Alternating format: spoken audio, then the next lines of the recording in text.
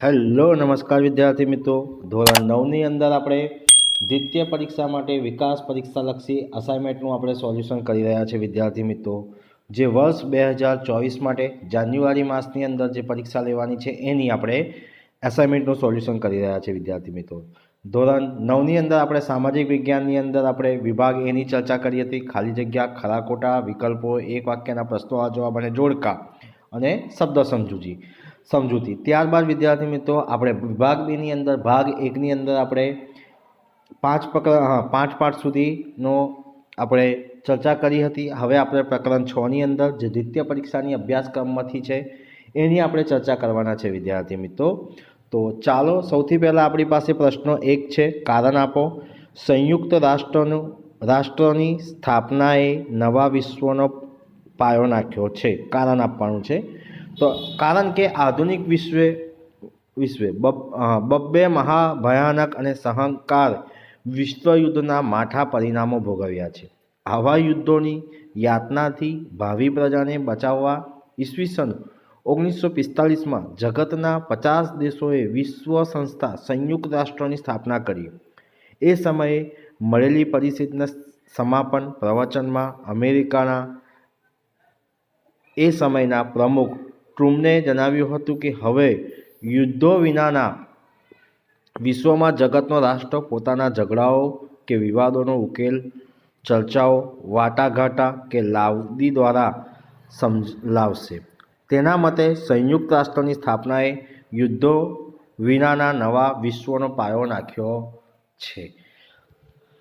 ત્યારબાદ આવે છે વિદ્યાર્થી મિત્રો પ્રશ્ન નંબર 2, બિનજોડાણ નીતિની અર્થ સમજાવો। તો વિદ્યાર્થી મિત્રો બિનજોડાણ નીતિનો અર્થ છે દ્વિતીય વિશ્વયુદ્ધ પછી જગતમાં અમેરિકા તરફી લોકશાહી દેશોને સત્તા જૂથ અને લશ્કરી જૂથ તથા સોવિયત યુનિયન તરફી સામ્યવાદી સત્તા જૂથ અને લશ્કરી જૂથ એમ પરસ્પર વિરોધી મહાસત્તાઓ અને લશ્કરી જૂથો અસ્તિત્વ આવ્યા। એશિયા અને આફ્રિકાના નવા સ્વતંત્ર થયેલા દેશો પોતાના સ્વતંત્ર તેમજ અન્ય રાષ્ટ્રની હિતોની સુરક્ષા માટે આમાંના કોઈપણ સત્તા જૂથો કે લશ્કરી જૂથોમાં જોડાવાને બદલે એ જૂથોની સમાન અંતર રાખીને તટસ્થ રહેવાનો નિર્ણય કર્યો। ત્યારબાદ વિદ્યાર્થી મિત્રો આપણે વાત કરીએ તો આમ અલ્પિત રહેલા દેશો જગતને કોઈપણ સત્તા જૂથો કે લશ્કરી જૂથોમાં ના જોડવાની અપનાવેલી વિદેશી નીતિને બિનજોડાણ નીતિ પણ કહેવામાં આવે છે। ત્યારબાદ વિદ્યાર્થી મિત્રો ક્વેશ્ચન નંબર 3 છે આપણી પાસે, દ્વિતીય વિશ્વયુદ્ધ પછી મહાસત્તાઓ વચ્ચેના સંબંધો સાથી તણાવપૂર્ણ બન્યા। તો દ્વિતીય વિશ્વયુદ્ધ પછી અસ્તિત્વમાં આવેલી પરસ્પર વિરોધી વિચારસરણીવાળી બે મહાસત્તાઓ અમેરિકા અને સોવિયત યુનિયન વચ્ચે સમગ્ર વિશ્વ પર પ્રભુત્વ સ્થાપવાની તીવ્ર સ્પર્ધા શરૂ થઈ। પરસ્પર શંકા, કશુંકા અને અવિશ્વાસમાંથી જન્મેલા ભયને કારણે બંને મહાસત્તાઓ પોતપોતાના લશ્કરી જૂથ બનાવ્યા। વિશ્વના મોટાભાગના દેશો એક યા બીજા લશ્કરી જૂથોમાં જોડાયા। વિશ્વ બે સત્તા જૂથો અને લશ્કરી જૂથોમાં વહેંચાઈ ગયું। સત્તાનું અમેરિકા અને રશિયા એમ બે ધ્રુવમાં કેન્દ્રિત થયું। ત્યારબાદ આવ્યું છે દ્વિતીય વિશ્વયુદ્ધની અંદર વિદ્યાર્થી મિત્રો વાત કરીએ આપણે તો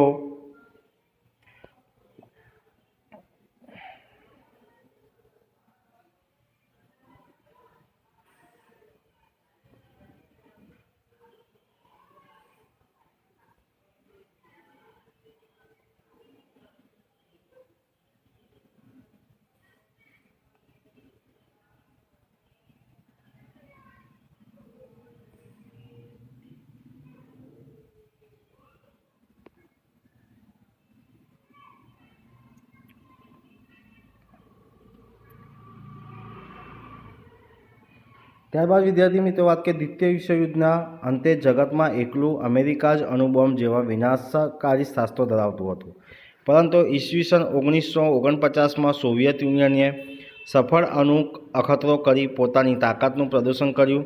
આરસપરસના ઇરાદાઓ માટે ભારે શંકા, કુશંકા અને અવિશ્વાસને કારણે બંને મહાસત્તાઓ વચ્ચે મહાવિનાશક શાસ્ત્રોની ઉત્પાદન તીવ્ર હરીફાઈ શરૂ થઈ। ઉપયુક્ત કારણોના લીધે બીજા વિશ્વયુદ્ધ પછી મહાસત્તાઓ વચ્ચે સંબંધો તણાવપૂર્ણ બન્યા. ત્યારબાદ વિદ્યાર્થી મિત્રો વાત કરીએ ક્વેશ્ચન નંબર 4. તો ક્વેશ્ચન નંબર 4ની અંદર આપણી પાસે શું છે? તો પંડિત જવાહરલાલ નહેરુ બિનજોડાણ નીતિ વિશે શું માનતા હતા? તો ભારતના પ્રથમ વડાપ્રધાન પંડિત જવાહરલાલ નહેરુ બિનજોડાણ નીતિની પ્રખર હિમાયતી હતી. તેઓ માનતા હતા કે કોઈ એક સત્તા જૂથ કે લશ્કરી જૂથમાં જોડાવાને બદલે બિનજોડાણ નીતિ સ્વીકારીશું, તટસ્થ રહીશું તો દેશના રાષ્ટ્રીય હિતોની વધારે સારી રીતે રક્ષણ કરી શકીશું. ભારત માનતું હતું કે વિશ્વના દેશોનું આવા બે હરીફ જૂથોમાં વિભાજન વિશ્વ શાંતિ અને આંતરરાષ્ટ્રીય સહકાર માટે ખતરારૂપ છે. ત્યારબાદ વિદ્યાર્થી મિત્રો આપણે વાત કરીએ પ્રકરણ 5 ક્વેશ્ચન નંબર 5. પરમાણુ બિનપ્રસારી સંધિ એટલે શું? ભારતે તેના પર કેમ હસ્તાક્ષર કર્યો નથી? તો જગતના પરમાણુ સત્તાઓ પરમાણુ શસ્ત્રો અને પ્રક્ષેપાસ્ત્રોને ફેલાવો જગતના અન્ય દેશોમાં થતો અટકાવવા માટે ઘડેલી સંધિ પરમાણુ બિનપ્રસાર સંધિ તરીકે ઓળખાય છે. પરમાણુ બિનપ્રસાર સંધિ પરમાણુ શાસ્ત્રો અને પ્રક્ષેપશાસ્ત્રો ધરાવતા મુખ્યત્વે અમેરિકા અને સોવિયત યુનિયન દેશો પર કોઈ નિયંત્રણ મૂકતી નથી. તેઓ તેમના શાસ્ત્રો વધારે કરી શકે છે, પરંતુ તે શાસ્ત્રો ઉત્પાદન પર તેઓ અન્ય દેશો પર કડક નિયંત્રણ મૂકી છે. આમ આ સંધિ સંપૂર્ણ ભેદભાવયુક્ત અને તેના ભારતને રાષ્ટ્રીય હિતોની વિરોધી હોવાથી ભારતને તેના પર હસ્તાક્ષર કર્યો નથી.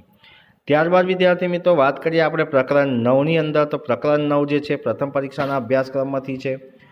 તો વાત કરીએ ક્વેશ્ચન નંબર 1. લઘુમતીઓની બક્ષવામાં આવેલી બંધારણીય અધિકારો જણાવો. તો લઘુમતીઓને બક્ષવામાં આવેલી બંધારણીય અધિકારો: લઘુમતી કોમો પોતાની સંસ્કૃતિ, ભાષા કે ધર્મના આધારે શિક્ષણ સંસ્થાઓ સ્થાપી શકે છે તેમજ તેમનું સંચાલન પણ કરી શકે છે. રાજ્ય સરકાર કોઈપણ પ્રકારના ભેદભાવ વિના તેમને દરેક પ્રકારની નાણાકીય સહાય આપવા બંધાયેલી છે. થર્ડ છે, રાજ્ય સરકાર લઘુમતી સંસ્થાઓની મિલકતોનું સંપાદન જરૂરી વળતર આપીને જ કરી શકે છે. ત્યારબાદ વિદ્યાર્થી મિત્રો આપણે વાત કરીએ પ્રશ્ન નંબર 2. કારણ આપો. બાળ મજૂરી સજાપાત્ર ગુનો છે. તો શોષણ વિરુદ્ધ હકથી દરેક નાગરિકો શોષણ વિરુદ્ધ રક્ષણ આપવામાં આવ્યું છે. આ હક દ્વારા બાળમજૂરી પર કાયદાથી પ્રતિબંધ મૂકવામાં આવ્યો છે. આ હક મુજબ 14 વર્ષથી નીચેના ઉંમરના બાળકોને જોખમ ભરેલા સ્થળોએ નોકરી રાખવાની મનાઈ ફરમાવવામાં આવી છે.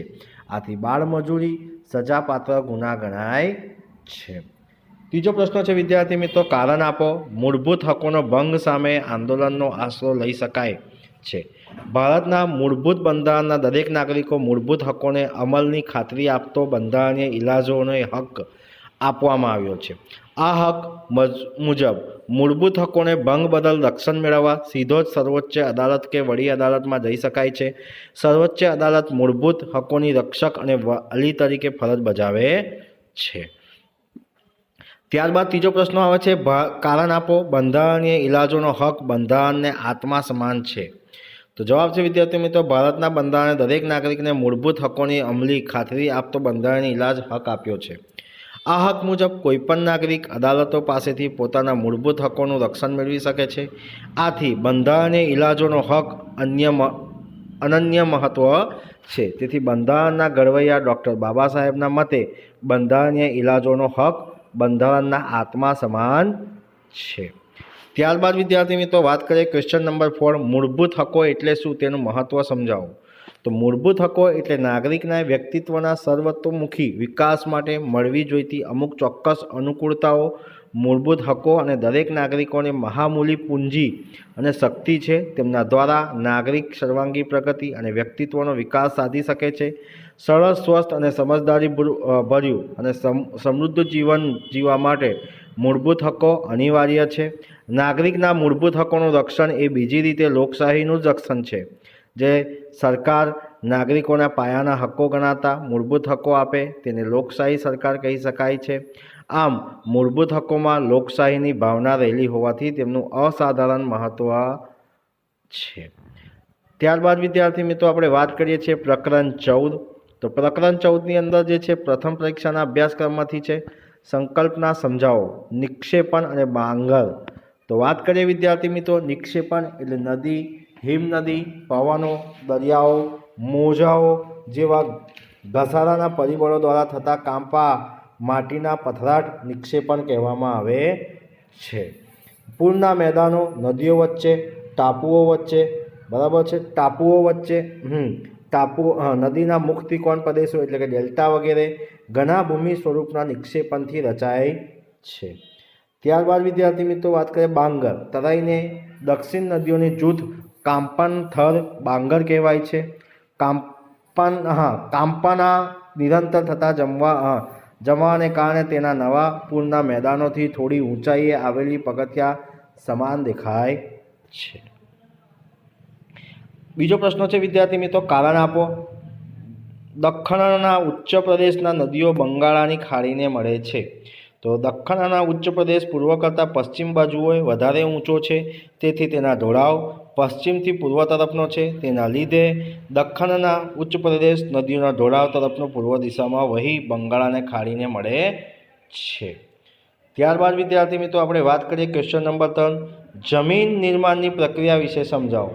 તો તાપમાનમાં મોટા ફેરફારો, વરસાદ, હિમ, હવા, વનસ્પતિઓ, જીવજંતુઓ વગેરે પરિબળોની અસરથી ખડકોનું ખવાન થાય છે.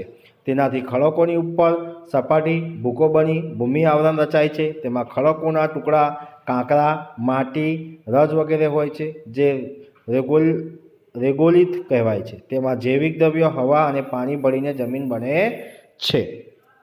ચોથો ક્વેશ્ચન છે ખડકોની વર્ગીકરણ કરો. તો વિદ્યાર્થી મિત્રો તમને અહીંયા ફોટામાં આપ્યું છે, ખડકોને કેવી રીતે વર્ગીકરણ કરેલું છે એ તમારે લખવાનું છે.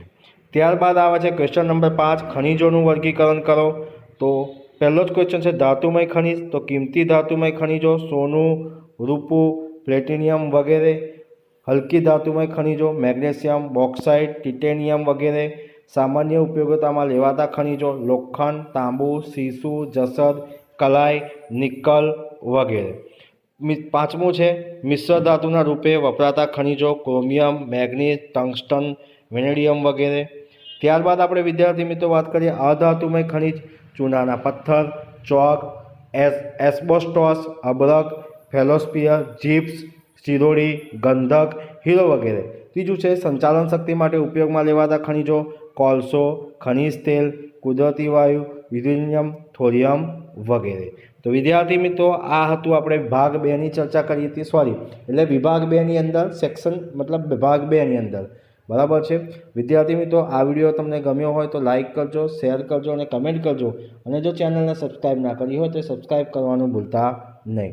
જય હિન્દ, જય ભારત.